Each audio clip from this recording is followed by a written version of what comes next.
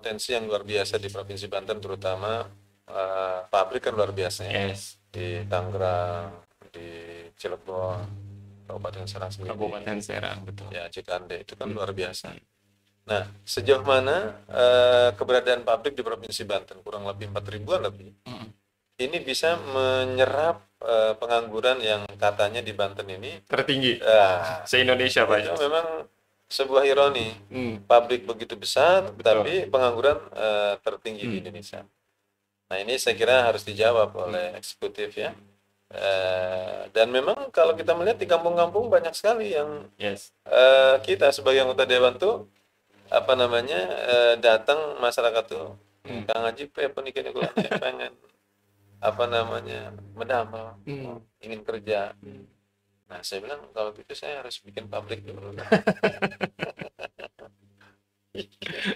Tentu kita berharap Provinsi Banten ke depan tidak ada lagi pengangguran, Pak Haji. Setidaknya menurunkan, karena memang potensi kita yang luar biasa. Bahkan BPS juga mengatakan Provinsi Banten menjadi provinsi paling tidak bahagia. Ya, sebetulnya kalau dari atasnya pemimpinnya ini serius dia menangani, insya Allah saya optimis.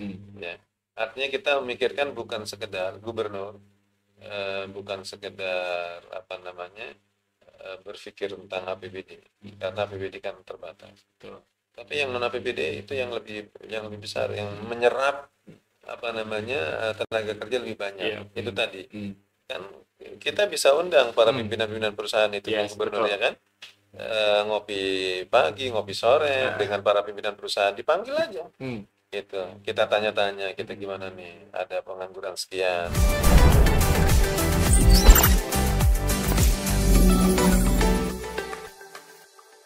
Assalamualaikum warahmatullahi wabarakatuh. Selamat siang Sobat Ekbis dimanapun Anda berada. Alhamdulillah senang sekali rasanya di siang hari ini Pak Is bisa bersilaturahmi langsung ke ruang kerja anggota DPRD Provinsi Banten dari fraksi PKS di Komisi 4 yang juga sekretaris fraksi DPRD Provinsi Banten. Assalamualaikum Pak Ustadz Juhaini M. Rois. Assalamualaikum warahmatullahi wabarakatuh. Apa kabar? Sehat, alhamdulillah. Alhamdulillah. Ini kali kesekian ketemu dengan beliau. Alhamdulillah. Semoga tetap semangat. Allah berikan kesehatan, Pak Haji. Semangat. Pak Haji, kemarin baru saja selesai reses ke-1. Tentu banyak masukan dari masyarakat, terutama di Dapil. Apa yang lebih banyak dikeluhkan oleh masyarakat di Dapil, Pak Haji? Ya, alhamdulillah kita sudah melaksanakan reses ya. Memang persisnya 2 pekan lalu lah, Pak. Yes. Banyak sekali masyarakat yang menyampaikan kepada kita aspirasi mereka, terutama turunnya daya beli masyarakat. Siap. Ini cukup prihatin ya. Memang akhir-akhir ini masyarakat mengeluhkan daya beli yang sangat miris, jualan sepi, gitu ya. Coba kalau kita lihat masyarakat yang jualan di toko-toko dan seterusnya itu mengalami penurunan. Tapi meskipun demikian semangat masyarakat untuk mencari toko itu sangat tinggi.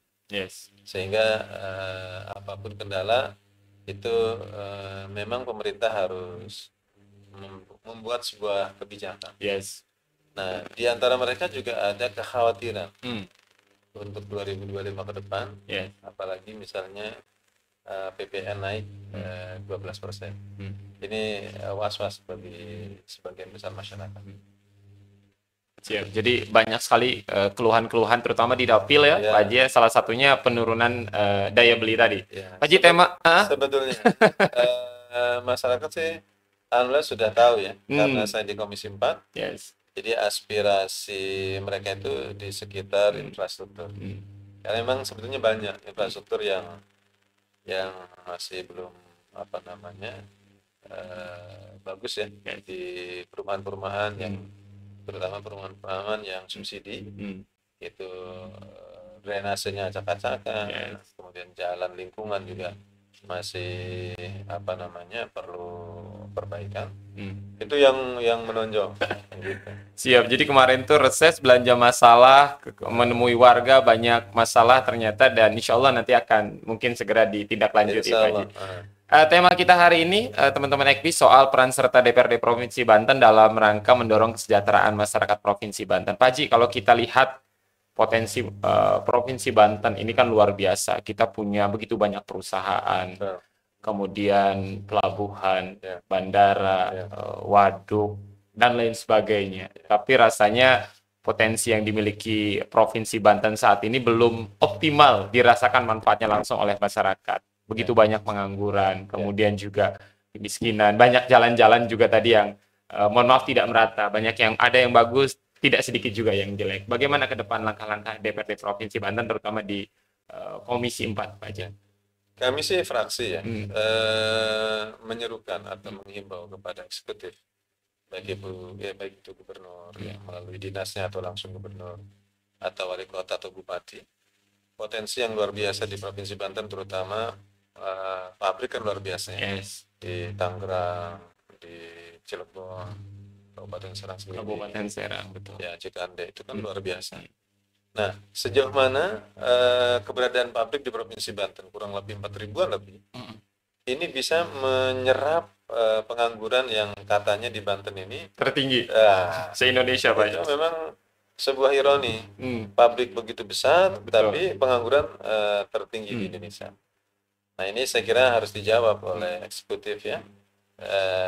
Dan memang kalau kita melihat di kampung-kampung banyak sekali yang kita sebagai anggota dewan tuh datang masyarakat tuh Kang Haji penikahnya pengen medamel, ingin kerja. Nah, saya bilang kalau gitu saya harus bikin pabrik dulu. Kadang-kadang prihatin, iya, subhanallah gitu ya. Walaupun hanya sekedar dia siap untuk jadi satpam misalnya, bagaimana. Nah, harus serius ya, Dinas Tenaga Kerja. Kemudian mungkin BLK di perannya yang dioptimalkan. Terus KTP Banten untuk berapa persentasenya bisa masuk ke perusahaan-perusahaan mereka, jangan sampai Banten banyak perusahaan tapi komposisi masyarakat Banten yang masuk dengan yang lain itu jauh sangat jauh. Kita ahlan wa sahlan, ada masyarakat luar yang masuk ke daerah Banten ya. Kita nggak ada masalah, alhamdulillah. Itu juga membawa berkah kemajuan Banten, tapi ya kita punya problem internal di masyarakat Banten yang begitu banyak pengangguran. Betul. Ini harus diselesaikan saja. Rasanya kalau ngomongin potensi Banten ini kayak miniaturnya Indonesia, Pak Haji. Karena apa yang dimiliki daerah lain rasanya di Banten juga sangat-sangat lengkap, tapi memang tadi belum optimal apa-apa potensi, dan ke depan mungkin teman-teman di legislatif mendorong di eksekutif untuk bisa segera memanfaatkan potensi itu menjadi lebih maksimal. Sumber daya alam juga sebetulnya bagus ya. Bahkan Provinsi Banten ini kan kayak pariwisata belum optimal. Ya, kalau di wilayah lain ada misalnya pariwisata kebun binatang, taman safari misalnya ya. Kenapa Banten nggak bisa mengadakan taman safari misalnya? Potensinya ya, apakah di Ujung Kulon atau wilayah Cinangka misalnya, atau wilayah Lebak atau Pandeglang, ya kan? Itu kan sangat memungkinkan. Kenapa itu nggak digarap? Kenapa orang Banten yang pengen ke taman safari harus bermacet-macet ria di Bogor atau Puncaknya aja, Pak? Kenapa kita nggak mengadakan di sini? Gitu. Nah, itu saya pernah menyampaikan itu ke dinas pariwisata.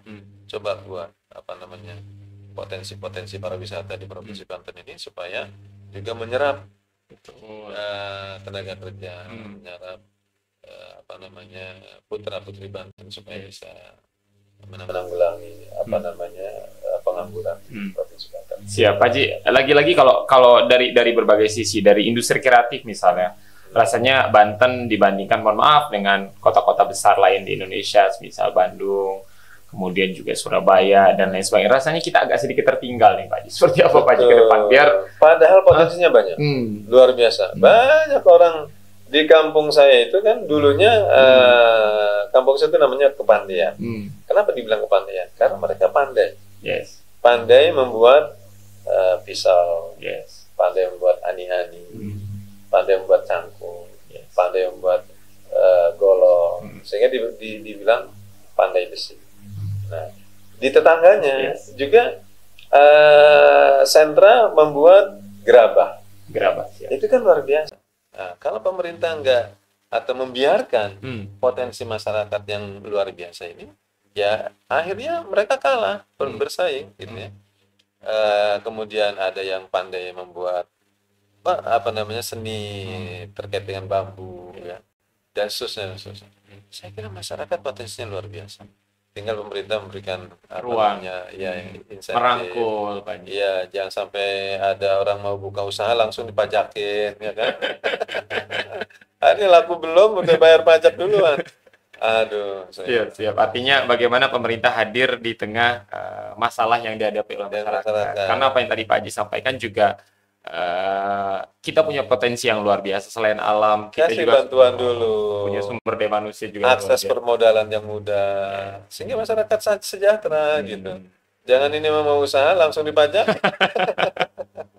Pak Haji, kalau kita melihat juga bagaimana disparitas antara Banten Utara dan Banten Selatan, kan ini cukup senjang juga Pak, antara Selatan dan Utara. Bagaimana ke depan agar Pak Haji juga bisa mendorong di Komisi 4, terutama di eksekutif, agar jangan terlalu jauh nih antara Banten Selatan dan Banten Utara nih Pak Haji. Faktornya adalah pendidikan. Yes. Nah, ini harus sudah masuk banyak aspirasi di kita, baik di Banten Selatan, di Lebak, Pandeglang, kekurangan SMA misalnya, kekurangan sekolah yang menyebabkan mereka harus datang dari kampung dari jauh ke kota Serang atau ke Jakarta atau ke manapun untuk melakukan pendidikan tinggi. Gitu. Sebenarnya bukan tinggi lah, SLTA ya. Nah, ini menjadi kewenangan kita. Gitu. Bahkan di kota Serang sendiri ini kan padat, tapi SMA-nya masih sedikit. Jadi sangat miris. Saya kalau PBDB itu yang 7 keliling. Aduh, Masya Allah. Apalagi sistem zonasi gitu. Zonasi. Nah, ini zonasi nih, ramai juga nih Pak Haji. 500 meter katanya bukan nggak masuk zonasi. Nah, lalu kemana dong mereka mau menyekolahkan anak? Saya kira kita harus perbaiki, kita benahi, mengimbau juga ke Dinas Pendidikan, maksudnya Kementerian Pendidikan ya, agar jangan sampai zonasi ini dipertahankan. Karena buatku yang bukan hanya orang tua, karena sebagai orang tua juga Pak. Maksudnya kalau kita memikirkan sendiri ya mungkin kita ke swasta nggak masalah ngalah, gitu kan. Tapi kalau bagi masyarakat kita ya kan, yang datang Pak gimana anak saya mau ke swasta nggak punya uang segala macam gitu. Akhirnya kesini nggak boleh, prestasi ya pas-pasan. Nah ini gimana coba, masa nggak sekolah? Nah, ini saya kira Banten sudah wayahnya memperbanyak sekolah, terutama SMA. Ya, kalau kita perbandingkan komposisi SD, jumlah SD-nya berapa dengan SMP, ya kan? Siswa SD berapa yang terserap di SMP, kemudian siswa SMP berapa yang terserap di SMA. Ya, tentu dengan istilahnya memperhatikan SMA, SMP swasta gitu. SMP, SMA swasta jangan sampai mati dengan adanya karena ada beberapa kasus yang sempat mati juga. Nah, itu dia. Kenapa? Karena tidak adanya pembinaan dari pemerintah. Ya, nah dinas ataupun bupati, wali kota dan gubernur itu memperhatikan. Jangan sampai ada SMA swasta, SMP swasta yang sudah berkecimpung lama, kemudian mati. Kalau ada indikasi seperti itu, turun tangan. Apa masalahnya? Kasih bantuan, beri dorongan supaya mereka hidup kembali. Gitu. Jangan ada pendidikan yayasan pendidikan yang sudah bekerja puluhan tahun mendidik bangsa ini tiba-tiba mau berhenti. Kemudian gubernur atau bupati wali kota diam saja. Saya kira itu berdosa. Siap. Saya kira itu berdosa kata tadi Pak Joheni. Artinya ini dibutuhkan eksekutif untuk bisa merangkul masyarakat di tengah problem-problem masyarakat yang ada. Pak Haji, balik lagi ke soal reses tadi. Tadi kan Faiz tangkap itu hanya penurunan daya beli. Suara-suara apa lagi yang Pak Haji tangkap selama hampir 10 hari kemarin Pak Haji? Ya. Reses di dapil, selain itu apa lagi Pak Haji? Kalau dapil saya di Kota Serang, Yes. itu juga permasalahan banjir dan macet. Banjir, siap. Makanya saya menghimbau juga kepada Dinas UPR terkait dengan kewenangan provinsi. Drainasenya itu coba dibedah. Ya, misal kayak drainase di saluran di dekat di KT itu ya. Iya. Nah, itu kan terus ke arah Taman Sari. Itu kan adanya pendangkalan-pendangkalan. Ya kan, kemudian terus ke arah Jalan Kesemen dari Kebaharan itu kan. Itu kan adanya pendangkalan-pendangkalan. Saya kira itu perlu diperbaiki. Di sana ada, di seberangnya itu ada Kali Banten. Coba dibuat sodetan atau bagaimana supaya tidak terjadi banjir di Pasar Lama, tidak terjadi banjir di pusat kota, ya kan? Jalan-jalan utama kita banjir. Malu gitu, ibu kota provinsi tapi menangani banjir aja enggak. Siap, karena kita pernah punya 2000 berapa itu yang kemarin banjir cukup parah, bahkan menenggelamkan Banten Lama Pak Haji. 11 Maret itu. 1 Maret 2011. 2021 itu luar biasa ya, Banten Lama, bahkan di beberapa titik di itu Kota akibat Serang sedang hela. meluap airnya ke mana-mana. Bahkan rasanya di beberapa titik di Kota Serang hujan dengan intensitas terlalu lama ini mengakibatkan genangan Pandean, Cinanggung. Iya, Apalah Pak Islam. Ini juga harus menjadi perhatian ya Pak Haji, agar bagaimana kenyamanan masyarakat, aktivitas masyarakat juga tidak terganggu ketika hujan. Juga masalah kemacetan.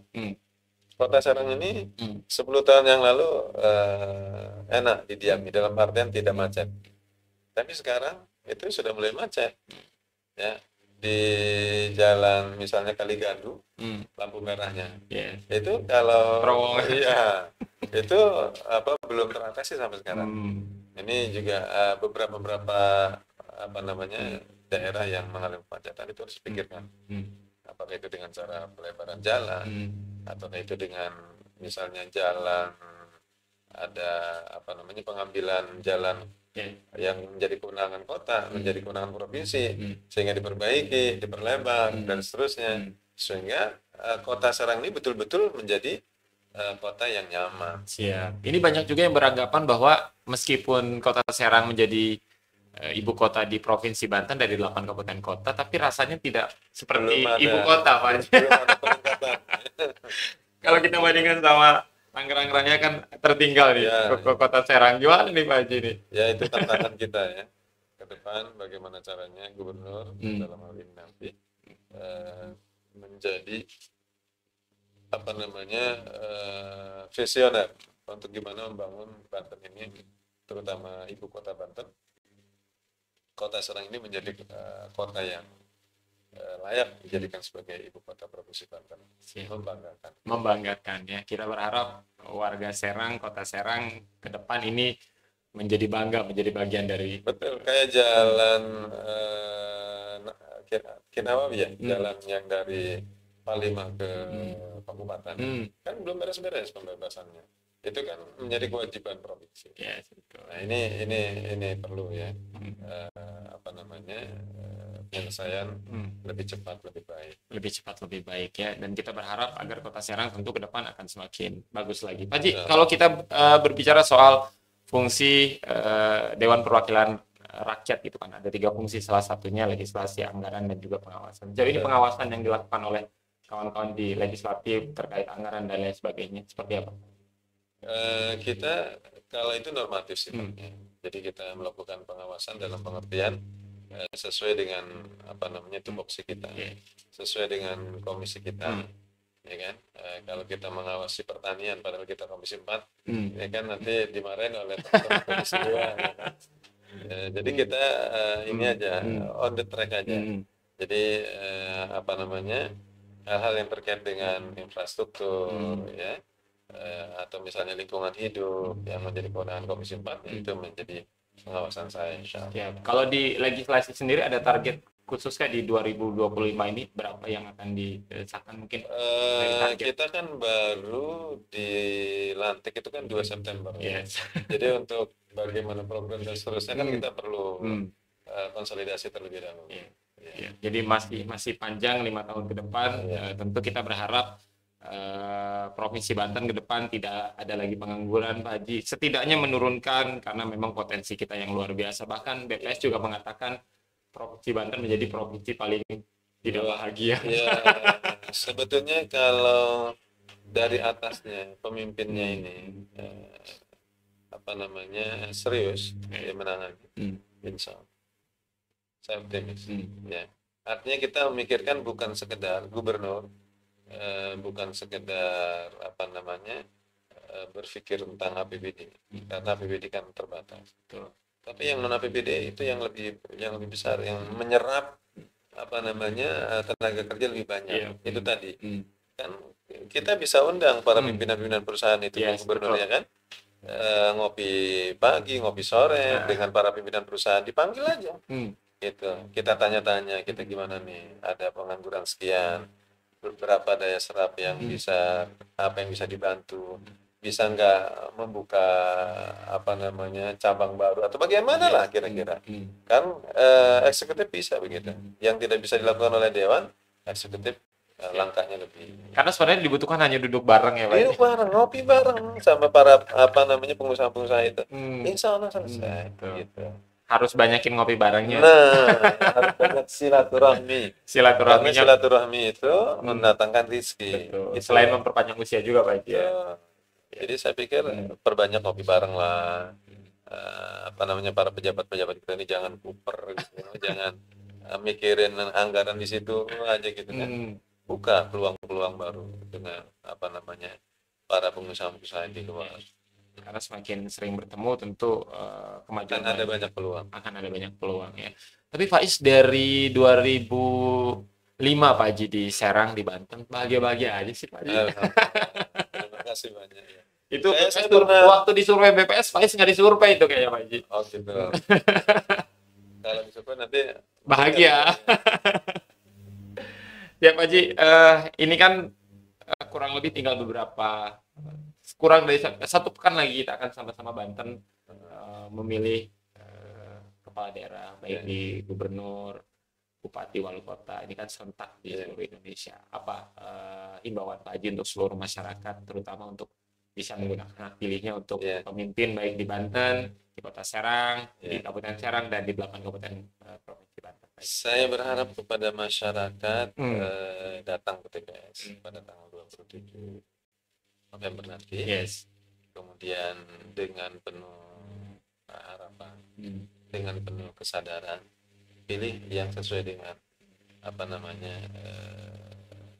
hati nurani, yang kira-kira bisa memperjuangkan aspirasi masyarakat, yang kira-kira dekat dengan rakyat, yang kira-kira bisa memakmurkan warga Banten, warga Kota Serang, dan warga Kabupaten Kota Provinsi Banten. Pilih. Siap.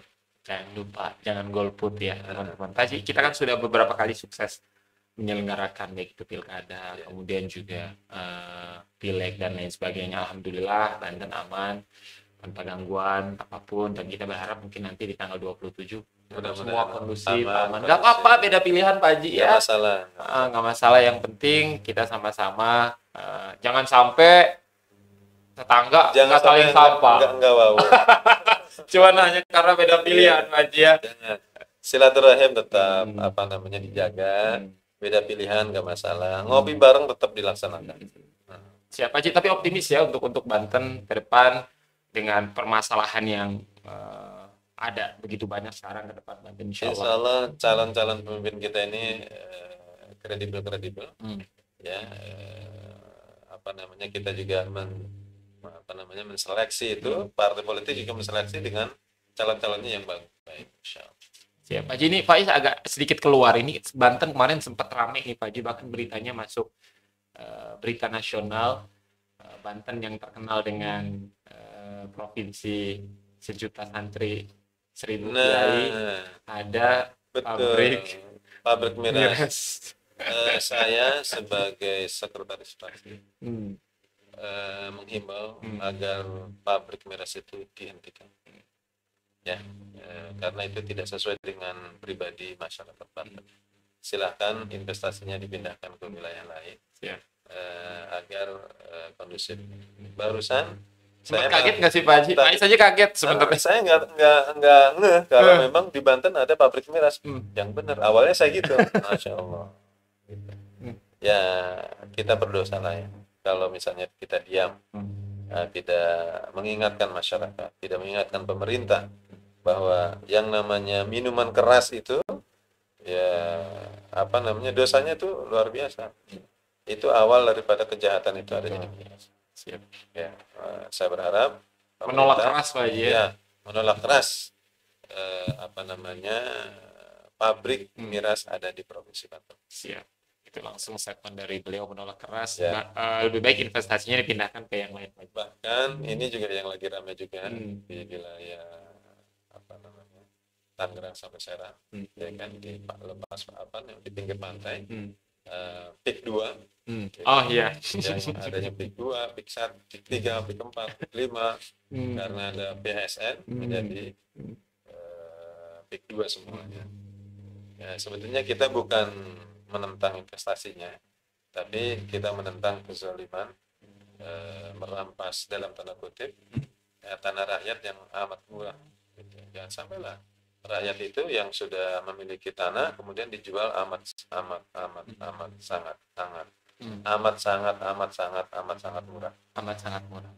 Ini menjadi perhatian juga Pak Haji, Ya. terutama di Kan Haji itu pribadi. kan itu kan tidak mengentaskan kemiskinan. Kalau mereka di tanahnya dibeli dengan harga pantas, itu kan meningkatkan kesejahteraan. Cobalah kita berbagi yang wajar dengan masyarakat. Nih banyak viralnya juga nih Banten Pak Haji. Ternyata selain yang kemarin juga Iya. narkoba juga Pak Haji ya ditaktakannya. Oh, yang ditaktakan itu. Terluka nggak sih Pak Haji dengan begitu banyak? Kita malu jadinya. Gitu. Masa di Kota Serang ada pabrik, bukan pabrik apa namanya? Ya pabrik ya. Pabrik narkoba. Waduh, kecolongan lah. Jadi kita tuh prihatin ya. Narkoba dengan polisi, ratusan ribu polisi kok nggak selesai. Kenapa itu? Sebuah pertanyaan, saya kira. Siap, karena narkoba, miras ini tentu akan sangat merusak. Ya, jangan sampai apa namanya ada apa namanya melekat dalam pikiran masyarakat.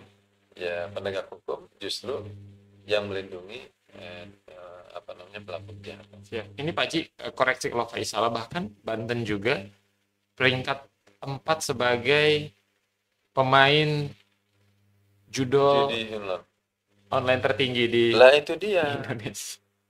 Di 10 tahun ke belakang itu kan judul belum muncul. Kenapa sekarang dimuncul? Ini kan Kita hanya di bawah Jawa Barat ya. Gimana? Ini kan luar biasa ya kan. Judul ini apa namanya merusak mental masyarakat, bukan hanya masyarakat umum, merusak mental TNI Polri juga banyak yang itu. Karena yang, semua lapisan masyarakat. Semua lapisan masyarakat. Saya kira ini perlu diberantas ke akar-akarnya. Yang melindungi kan apa namanya? Komdi ya. Oknum. Komdi. Gitu. Nah, coba kalau menterinya tegas, nggak mungkin ini terjadi. Siap. Bahkan statement Pak Prabowo pun tindak tegas pelaku judol, nggak boleh pilih-pilih. Kita pernah punya Menteri Kominfo, Tifatul Sendiri. Yes. Ya kan. Masih ingat Pak? Ya, di masa beliau itu kan yang namanya pornografi itu di Facebook segala macam itu diberantas. Tapi pasca beliau tidak jadi menteri, yang namanya apa namanya Facebook itu, masya Allah, kita ngeri ngelihatnya kan, ya ngeri ngelihat. Itu artinya seks bebas segala macam itu luar biasa. Ini judol juga menjadi ancaman juga nih Pak. Makanya Kementerian judol larinya ke pinjol tuh Pak. Ya. Jadi memang yang kita yang menjadi pejabat ini harus yang punya karakter lah. punya akhlakul karimah. Kalau nggak punya akhlakul karimah, ya segala dihalalkan. Itu judi dihalalkan, apa namanya, narkoba dihalalkan, segala macam dihalalkan. Siapa yang melindungi masyarakat? Ya, karena ini menjadi musuh bersama. Judol ini membuat ketagihan, edik Pak Haji, ujung-ujungnya kalau sudah kecanduan berharap menang tadi sekali lagi, akhirnya semua dijual. Kalau situsnya dimatikan, ditutup, Selesai Pak Haji. Selesai. Siapa yang bisa menutup? Kementerian. Jadi kalau nggak bisa ditutup, berarti ada apa di kementerian itu? Yes. Itu masalahnya. Nah, di kementerian sendiri, para pejabatnya tidak bermoral, banyak oknum. Tapi masih banyak yang baik. Makanya, cuman mungkin saja yang baik-baik ini tidak punya peran di situ. Justru sekarang banyak yang ditangkap yang promo-promo kayak gitu. Harusnya situsnya juga Pak Haji. Itu, ya situsnya dimatiin. Selesai Pak Haji. Nggak ada ruang lagi untuk main. Terima kasih banyak Pak Haji sudah banyak berbincang-bincang. Pak Juheni M. Rois, anggota DPRD Provinsi Banten, Komisi 4 yang juga sekretaris fraksi Partai Keadilan Sejahtera. Terakhir mungkin Pak Haji, apa yang ingin Pak Haji sampaikan untuk konstituen terutama yang kemarin alhamdulillah sudah sangat bekerja keras mengantarkan Pak Haji terpilih menjadi anggota DPRD Provinsi Banten, apa yang ingin disampaikan dan pesan apa yang ingin disampaikan? Pertama, saya mengucapkan terima kasih kepada simpatisan saya, kepada masyarakat Kota Serang yang telah memilih PKS, telah memilih saya kembali terpilih 14 kursi Pak Haji. Kenapa? 14 kursi di PKS 13 kursi. 13 ya. Dari 11 ke 13 kursi ya. Jadi saya mengucapkan terima kasih kepada masyarakat Kota Serang yang telah mempercayakan PKS maupun semuanya. Gitu. Kita insya Allah bersatu untuk membangun Kota Serang. Saya berharap Kota Serang ini maju sebagai sebuah ibu kota provinsi yang dibanggakan. Siap, semoga Serang maju menjadi sebuah ibu kota provinsi yang dibanggakan. Terima kasih banyak Pak Haji. Pak Is pamit, Pak Haji pamit. Selamat siang dan assalamualaikum warahmatullahi wabarakatuh. Pak Haji, terima kasih banyak. Terima kasih.